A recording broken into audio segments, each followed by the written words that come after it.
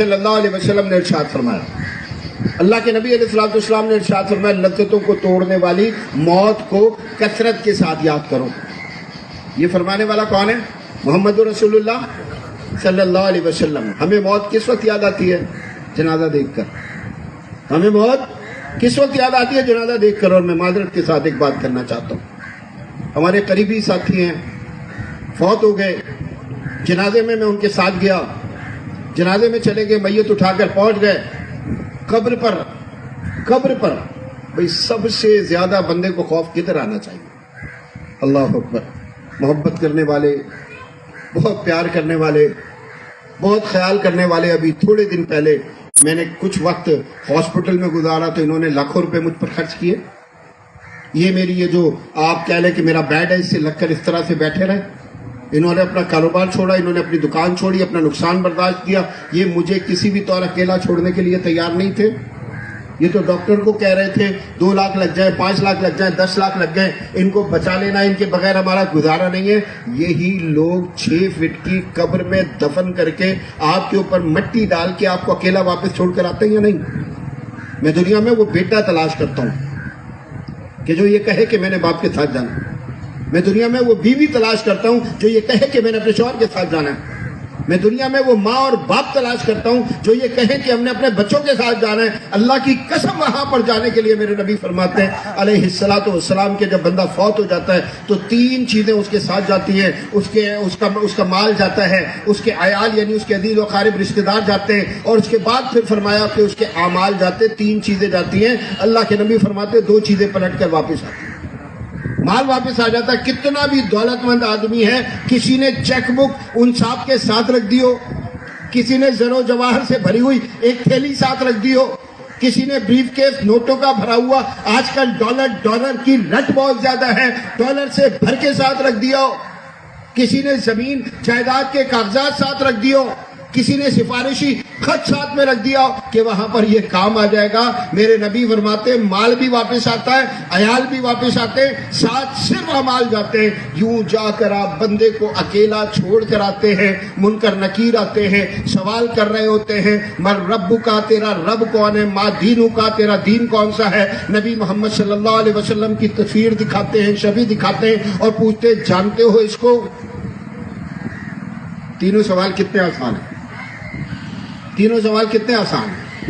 پچھلے دنوں ہم نے اپنی جماعت کے جو بھائی ہیں ان کو کہا کہ بھئی ہمارے امیر محترم جناب پروفیسر حافظ محمد سعید صاحب حفظہ اللہ تعالی، اللہ ان کی حفاظت فرمائے، انہوں نے ایک تفسیر قرآن لکھی ہے، تو ہم نے اپنے بھائیوں کو کہا کہ 50 پہلی آیت کی تفسیر پڑھ دی، آپ کا امتحان لیا جائے،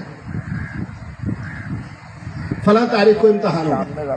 اب اس کا جو آ کے کہنے سوال نامہ میں نے خود مرتب کیا، واٹس ایپ پر اپنے ساتھیوں کو بھیج دیا۔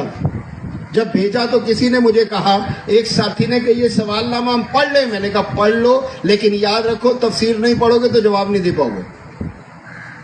میں نے کہا میں آپ کو دعوت دے رہا ہوں، اسے پڑھ لیں، جواب دینے کے لیے تفسیر پڑھنی پڑے گی۔ اللہ کی قسم وہاں جواب دینے کے لیے آپ سے سوال کرتا ہوں، گلی میں جائیں، محلے میں جائیں، کوچے میں جائیں، بازار میں جائیں، آج کسی جگہ سینما ہاؤس میں چلے جائیں، فحاشی بدکاری کے کسی اڈے پر چلے جائیں، میرے جیسے کسی نام نہاد مسلمان سے پوچھے تیرا رب کون ہے، جواب کیا دے گا؟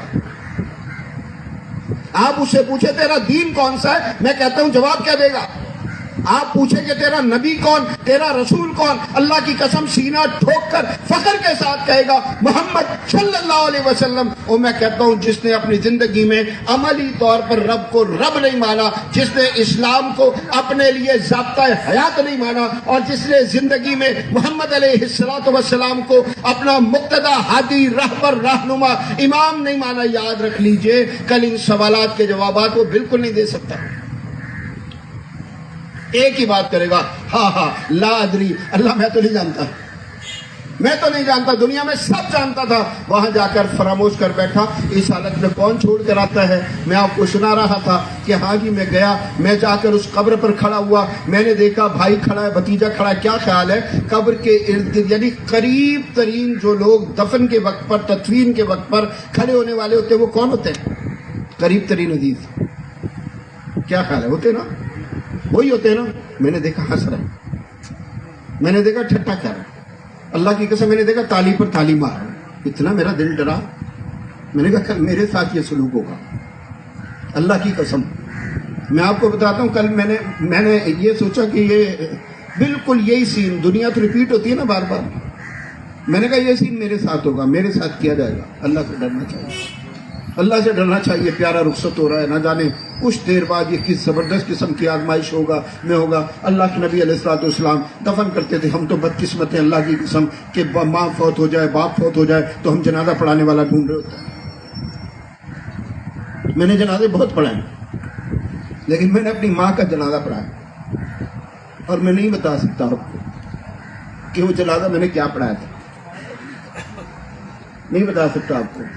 یعنی وہ جو ایک چیز جس کی ضرورت ہوتی ہے نا، خشوع کی، خضوع کی، محبت کی، پیار کی، الفت کی، وہ جو ایسے نکل کر بندے کے اندر سے آ رہی ہوتی ہے، یہ پہلی مرتبہ میں نے اپنی ماں کے جنازے پر محسوس کی۔ باقی تو فارمیلٹی ہے، بھائی سے محبت بھی ہے، دعائیں بھی کرتے ہیں، دعائیں بھی کرتے، لیکن جس دعا کو بیٹا لے کر چلے گا، جس دعا کو بھائی لے کر چلے گا، جس دعا کو باپ لے کر چلے گا، جس دعا کو شوہر لے کر چلے گا، اللہ کی قسم کون لے کے چل سکتا ہے؟ ہم تو غسل کے لیے بندے تلاش کرتے ہیں، ہم تو جنازوں کے لیے بندے تلاش کرتے ہیں، اور میرے بھائی ہم نے کر کیا لینا ہے؟ میں